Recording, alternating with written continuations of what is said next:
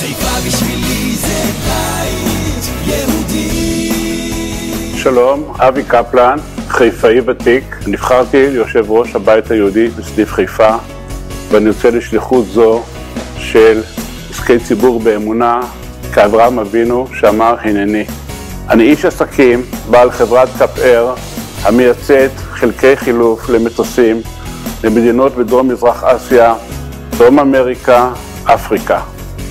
בחרנו את נציגינו למועצת העיר חיפה, הנציגים הטובים ביותר יכולים להיבחר. סגן ראש העיר שי בלומנטל, עורך דין פז גליקמן וגברת גלית עמיהוד.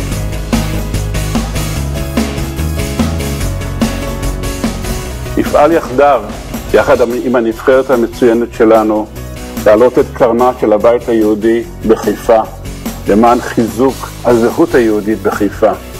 נפעל למען החינוך, נפעל למען התעסוקה, נפעל למען משפחות צעירות שלא יעזבו את חיפה יותר. נפעל למען עתיד העיר חיפה בעיני החילוניים והדתיים כאחד.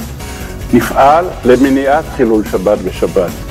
נפעל למען מקוואות חדשות ושיפור הקיימות. נפעל למען בתי הכנסת בחיפה.